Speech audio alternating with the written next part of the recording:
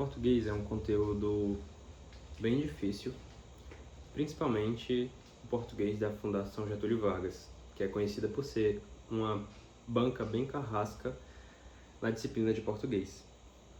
Então, você tem que compreender o funcionamento da banca para você não cair nas armadilhas dela. Meu nome é Igor e eu gabaritei português 4 vezes, todas elas em provas do IBGE. Na prova de APM eu acertei as 20 questões de português em 2023. Na prova de SCQ acertei as 14 questões, também em 2023. Em 2022, para o cargo de recenseador do censo, eu acertei as 10 questões de português.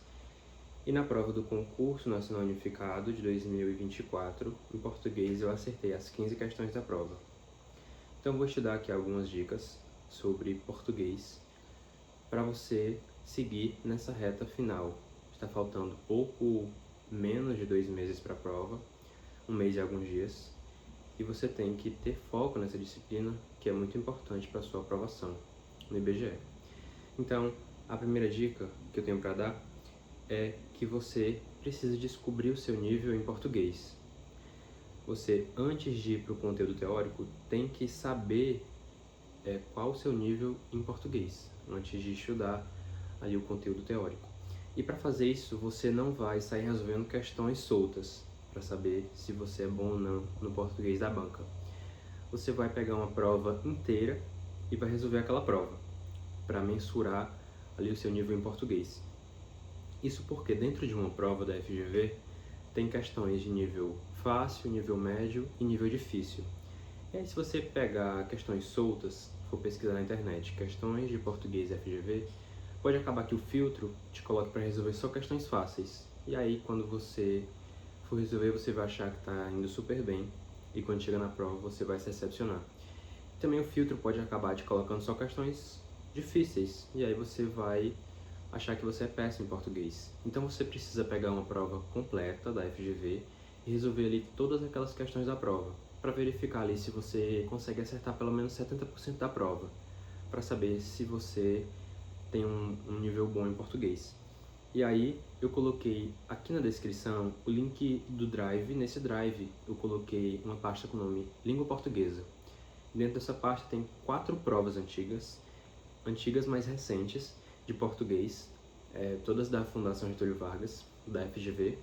E aí você vai pegar uma dessas 4 provas e você vai resolver todas as questões que tem nela, para você ver ali o seu nível de português. E as outras provas você vai usar depois para fazer simulados.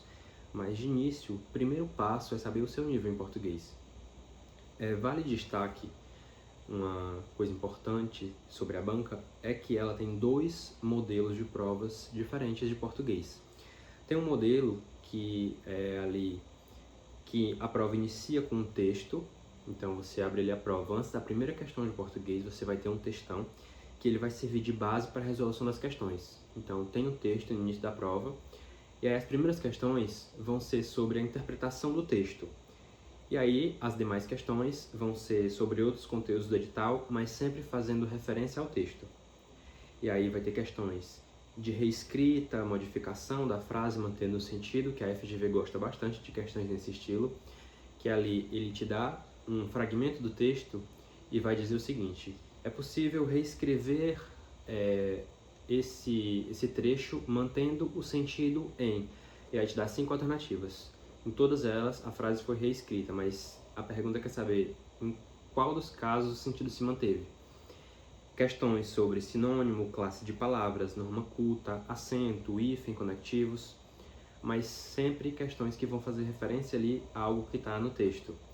E o segundo modelo de prova da FGV de português é a prova que ela é com questões mais objetivas, que não vão fazer alusão a um texto inicial. Cada questão é individual e vai trazer, dentro da própria questão mesmo, um texto curto, um fragmento ou uma charge. Então cada questão ela é individual, não tem um texto no começo. E eu pessoalmente acredito que essas provas agora de APM, de SCQ, vão ser mais nesse estilo, de cada questão individual, não vai ter um texto no começo da prova. Eu acho que vai ser uma prova bem parecida com a prova de agente censitário, a prova de 2022 do censo, foi ali, que era ali um cargo de chefia, né, de liderança, e eu acredito que a prova de APM de SCQ vai ser bem naquele estilo. Se você não viu essa prova ainda, também tem no Drive, lá em provas, e eu acredito que essa prova agora de APM de SCQ vai ser bem parecida com aquela. Tanto no estilo de não vai ter um texto no começo, tanto porque eu acredito que vai ser bem naquele nível as perguntas. E aí vamos aqui resolver então uma questão da FGV, que é uma questão de charge. E ela diz o seguinte: o número de eleitores jovens volta a crescer. Meu querido jovem eleitor, aqui está um breve resumo dos meus feitos na vida pública. Ok, transforme isso em um vídeo de 1 minuto, engraçado e que prenda a minha atenção. Depois me envie para que eu avalie. O tema tratado na charge é: letra A adequação da mensagem ao leitor. Pronto, esse é o gabarito da questão.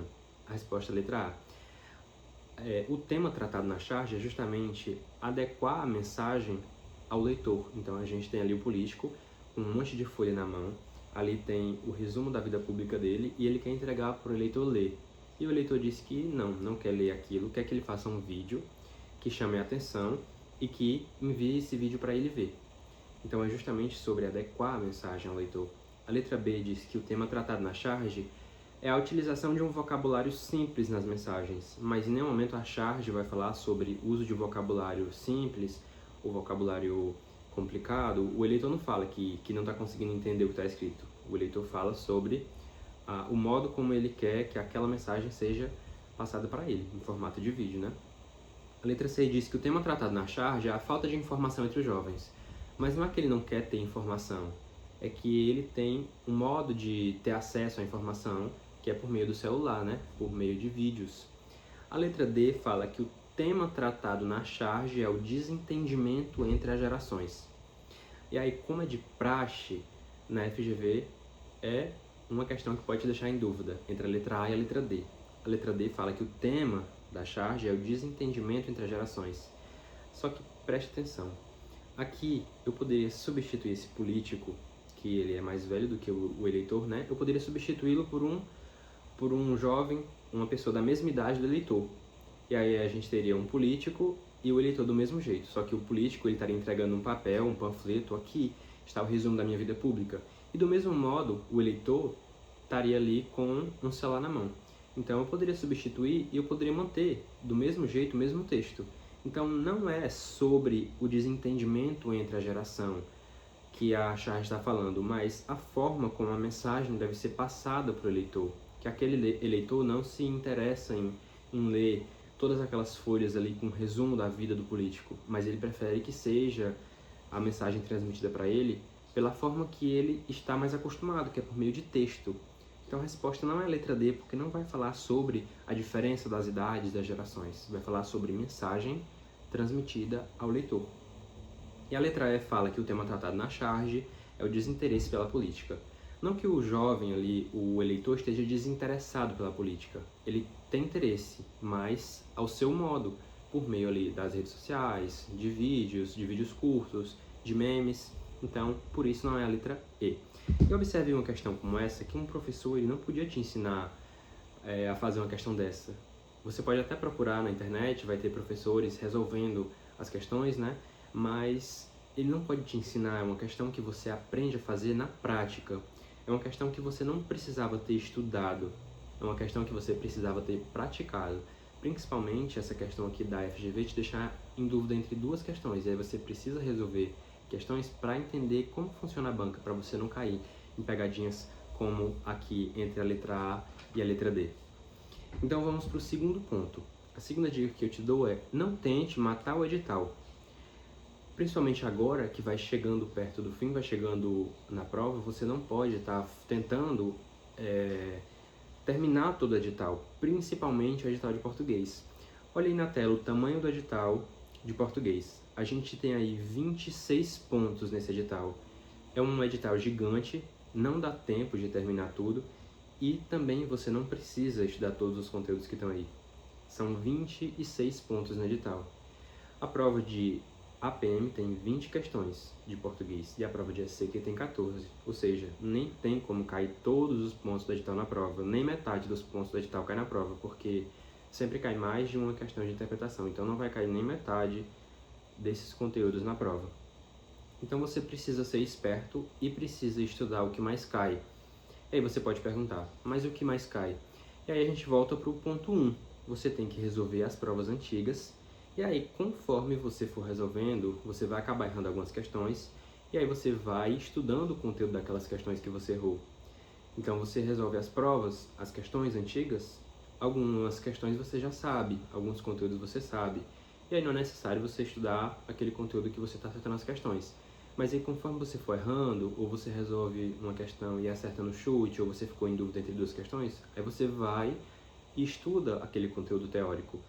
E aí fica mais fácil para você. Sempre resolvendo questões da FGV, você vai saber o que você precisa estudar, no que você precisa focar. E aí vamos para o terceiro ponto. Minha dica é, não desperdice o seu tempo quando você for estudar a teoria. Não perde tempo na hora de estudar a teoria. Eu já falei que você precisa se diagnosticar, saber o seu nível em português e que você também não pode abraçar todo o edital estudando todos os conteúdos. Mas é fato que uma hora ou outra você vai estudar a teoria. Você vai ali sentar para estudar o conteúdo. Você erra uma questão, aí você vai estudar o conteúdo porque você não sabia o conteúdo, porque você confundiu ali os conceitos na questão e acabou errando. E aí na hora que você for estudar o conteúdo, você não vai pesquisar na internet e assistir uma videoaula de 1 hora, porque isso é perda de tempo, isso não é necessário. Tem alguns conteúdos que eles são menores, que eles são mais simples, que você não vai precisar passar 1 hora vendo uma videoaula. Por exemplo, digamos que você vai resolver uma questão sobre o conteúdo sentido, conotativo e denotativo, ou como está escrito no edital, semântica, sentido próprio e figurado. E aí você erra aquela questão, e aí você parte para estudar a teoria, né, daquele conteúdo, sentido próprio e figurado. Você não vai fazer a pesquisa e assistir uma videoaula de 40 minutos, porque é desnecessário. Tem certos conteúdos que você pode só fazer a pesquisa no Google, e como é um conteúdo assim de estudos, tem muitos sites que trazem resumos.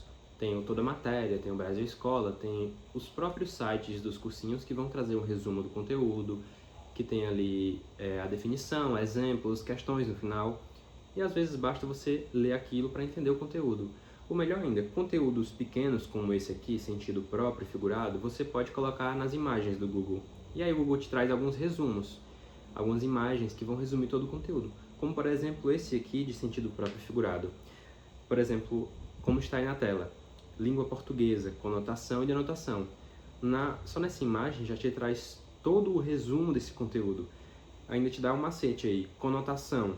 Você forma a palavra faz de conta. Conotação é o sentido figurado, fantasiado. Por exemplo, minha vida é um livro aberto, eu tenho um olhar frio. E denotação, com DE você escreve de verdade, que é o sentido próprio, literal, objetivo. Por exemplo, meu livro está aberto na mesa, hoje vai fazer muito frio. E ainda diz aí como diferenciá-los.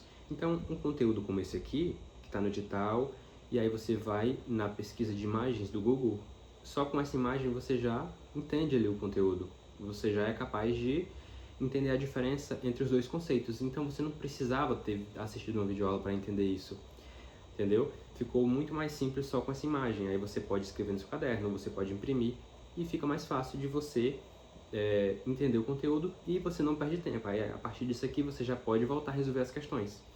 Agora, existem conteúdos, é claro, são mais complexos e só com uma imagem você não é capaz de entender. E aí você parte para os sites que vão trazer os resumos, as definições, os exemplos. E se só a leitura do site não for suficiente, aí sim você parte para a videoaula. E aí tem que ser de um professor que você goste, que ele utilize um método que você consiga entender, mas sempre em último caso vá para a videoaula, porque tem conteúdos que você pode entender só com texto, só com um exemplo, não precisa gastar tanto tempo com a videoaula, entende? E aí, o quarto ponto aqui que eu quero dizer, a quarta dica, é faça questões todo dia. Português é muito importante, como eu já disse, Porque na prova de APM são 20 questões de português, ou seja, um terço da prova, um terço da nota é só português. E no caso de SCQ são 14 questões, ou seja, 23% da prova é só português. Então todo dia você precisa resolver questões de português. Então todo dia resolva pelo menos 10 questões de português. Pega as provas antigas, essas que estão aí no Drive, ou então você pode pesquisar nos sites e filtrar questões de português, banca FGV, que é uma prova de nível médio. Coloca ali questões de múltipla escolha, nível fácil, médio e difícil, e resolve pelo menos 10 questões por dia, mesmo se não fosse o dia de estudar português. Digamos que você separou o estudo do português para segunda, terça e quarta, ou melhor, segunda, quarta e sexta. Mesmo na terça e na quinta, resolva 10 questões de português, separa um tempinho, resolve 10 questões ali pelo celular mesmo. E aí as questões que você errar, tira o print, e no dia seguinte, que é o dia de estudar português, você revisa aquele conteúdo, estuda o conteúdo, mas não deixe de resolver português, porque português ele é muito carrasco na FGV e você precisa entender como funciona a banca. Às vezes só resolvendo um monte de questões, quando chegar na hora da prova vai ser só mais algumas questões, vai ser só mais um simulado para você na hora da prova. E aí fica mais fácil, porque você precisa entender as pegadinhas da banca, entender os conteúdos que a banca cobra. E aí resolvendo 10 questões, que não é muito pesado, resolver 10 questões por dia, quando chegar no dia você vai estar menos nervoso, você vai estar mais confiante e você vai ter visto mais questões, mais conteúdos da prova. Então é muito importante que você sempre esteja resolvendo questões de português, porque está faltando um mês e alguns dias para a prova. Então é importante que você foque em português, principalmente se você tiver dificuldade. Então o vídeo foi sobre essas 4 dicas de português. Se você tem alguma dúvida ou alguma dica, coloca aqui nos comentários que eu sempre tento responder as dúvidas de todo mundo. Muito obrigado para você que assistiu o vídeo até aqui e tenha bons estudos.